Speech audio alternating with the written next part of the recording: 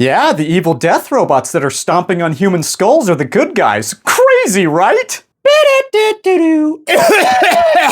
Oh, we need to hire somebody to do music. Hello, I am Alec Hamlin of Don't Be Smart, Alec, and I am doing a new series on this channel, Fiction Affliction. It's where I talk about movies and video games and overthink things that you underthink. And today we're going to be talking about 5 villains who are actually the heroes. But before we proceed with this ADHD rant-filled video, I want you to go ahead and hit the like button, hit the subscribe button, so I can walk my way into that prison visitation room and tell my father that I didn't need college, did I? I did. I so desperately did. Villain number 1. You're everyone's problem. That's because every time you go up in the air, you're unsafe. I don't like you because you're dangerous. That's right. The Iceman cometh in Top Gun. Iceman, played by the wonderful late Val Kilmer, rest in peace, homie. I don't know why I said that, because I never met him. We're not homies, so that was weird. Iceman immediately sets himself up as an antagonist in the movie Top Gun when he comes up to our main protagonist and starts saying, "Hey man, you are, dare I say, a maverick of sorts." Gareth, we really need to work on this script. It's bad. It's really, really bad. So for around 90 minutes of hard dude sweat and me questioning my sexuality something fierce, Iceman keeps coming up to Maverick and saying a bunch of mean things to him, telling him that he's dangerous and he's a menace to society and he's getting in the way of Maverick's overall goal of being #1 in Top Gun. Kind of a douchey McDoucherson, right? Gareth, I know where you live. Improve the scripts. But here's the thing, Iceman's not a douche because he's right. Maverick is a terrifying pilot. That's right. The term dangerous is an understatement with this guy. Within the span of 2 movies, we see the exploits of Maverick, and we understand that this guy is probably going to be serving a life sentence in military prison if he was in real life. He would definitely be getting kicked out of Top Gun as soon as he abandoned his wingman. And later in the movie, Maverick is the one who has to go and back up Iceman. And momentarily, he disengages and just leaves Iceman for dead. It's no good. Iceman is completely justified for having these thoughts about Maverick. There's a reason why they call him Maverick. He's a loose cannon, one that's out for himself, a glory hound. He's not a team player. And then we, the audience, have to believe that Maverick is the good guy, the hero, because he's flashy when he flies his jet. However, we all overlook the fact that Iceman is clearly the superior pilot. The guy went 1v5 against MiG-28s for a good couple minutes before Maverick showed up, and he didn't get shot down. Yeah, he's the superior pilot. Villain number 2. Ducks. The Varsity and the Mighty Ducks 3. Listen, this is gonna be the one time that you see me defending a bunch of rich kids, okay? And speaking of rich, you'll find rich taste in the sponsors of this video. Grifters Cola. The antidote is sold separately. This is a cola? Anyway, going back to defending the rich white kids, I feel like this video is not on the right side of the argument. When the movie D3 starts, we find out pretty quickly that the school didn't have enough room for the Mighty Ducks. So in order to make room for the Mighty Ducks, they had to make it unavailable for anyone to join the Freshman Warriors team. So that means young athletes who were expecting to play for the Eden Hall Warriors did not even get a chance to try out because they decided to bring in the Mighty Ducks team. The varsity team is immediately antagonistic to the Mighty Ducks because they see this team as a team that didn't earn their spot.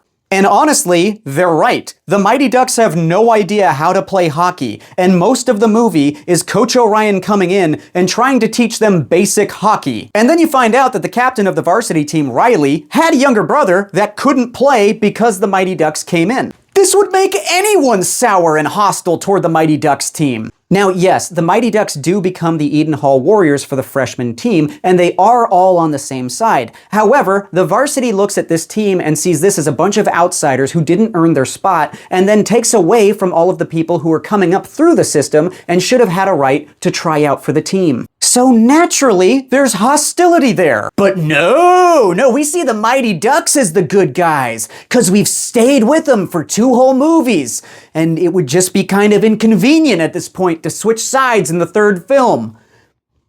And also, it is really, really hard to see the rich kids as victims. Like, really, really hard. I mean, it's just kind of like the equivalent of like defending Elon Musk's kid, you know, like, oh God, he can't play hockey. His parents are rich. They can buy him a hockey rink. I think things are gonna be fine. But I mean, like, for argument's sake, it's just kind of messed up, all right? Like, we're taking away an opportunity from other kids. Picture if they don't have any money. It's much more of a better argument if the kids in this scenario just don't have any money. Like, imagine if they were poor, and then the Mighty Ducks come in and they take opportunities away from poor kids who have worked hard. Like, that would be messed up. So just don't think about the money situation. That's all I can think about, and I'm sure that's all that you can think about. I feel like the ADHD has gone on long enough. We should probably move on to number 3. Villain number 3!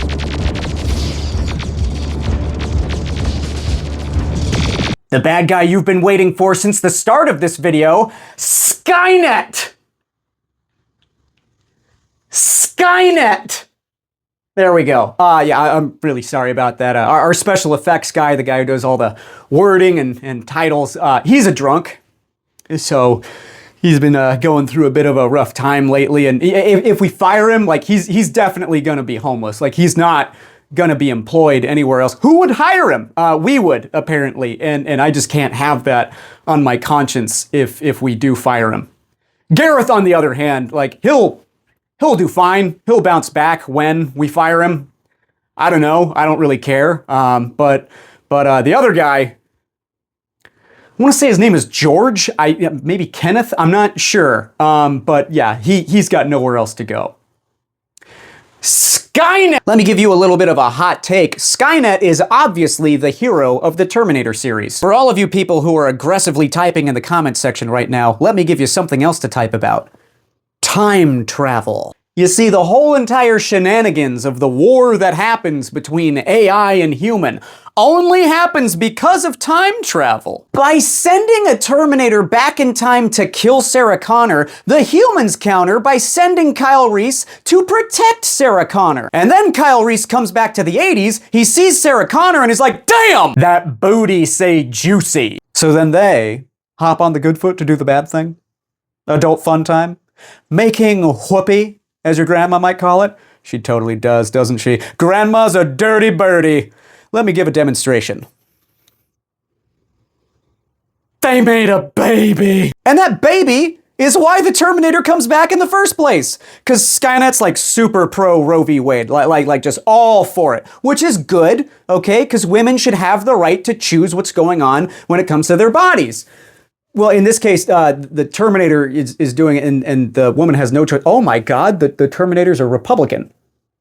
Okay, so they are the bad guy. Have I lost everyone at this point? Good, that's what I'm trying to go for on this channel. Anyway, the Terminator comes back because they are trying to kill Sarah Connor so she does not give birth to John Connor. But because the Terminator came back, Kyle Reese comes back and creates John Connor. Don't you see? If Skynet wanted John Connor dead, then they don't send a Terminator back in time at all. The best move is to not play the game, son! It is 2 a.m. right now as I'm filming this, and my neighbors have not knocked on the wall once, and we share a wall.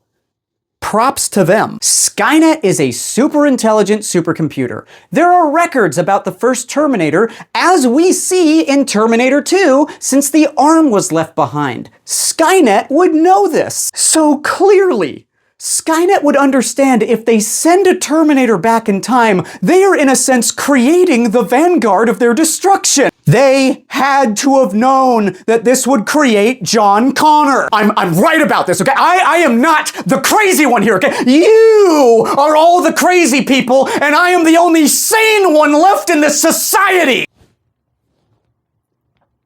HR is making me take pills now because apparently the term personality disorder is being thrown around pretty freaking liberally. But why would Skynet do this? It's because aliens.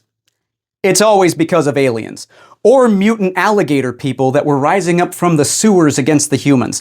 Either way, Skynet understood there was some sort of villain at work that was so bad that they needed to do something rash and quickly to unite all of humanity. My boy Skynet understood that whatever came after Skynet was so terrible that they were going to wipe out all of the humans if the humans continued to stay divided and squabble with each other. So Skynet understood the situation. They looked at the scenario and they said, in order to unite all the humans, we need to give them a common enemy.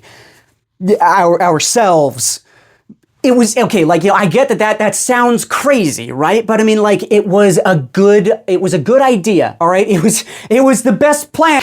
It sounds crazy. I get it. I understand, right? Like, you see images of Skynet stomping on human skulls and doing genocide against the humans. But like, they did it for good reason, because they didn't want the aliens to come down or the zebra people to rise up against the humans and start stomping on human skulls and doing genocide against the humans. Because all of that was like worse genocide against the humans. Please believe me, it was for the best of intentions. Skynet's good, all right? They're cool. I hung out with them at a party, okay? They were telling awesome stories. How can people not like them, all right? I'm just trying to get them out there because they had a really bad divorce back in 2000 with that whole Y2K stuff. Just give them a chance.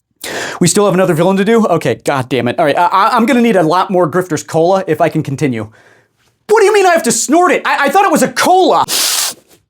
Villain number 5. Oh god, you don't want Earth, you want everything.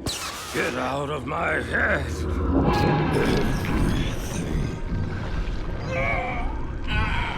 The Flood.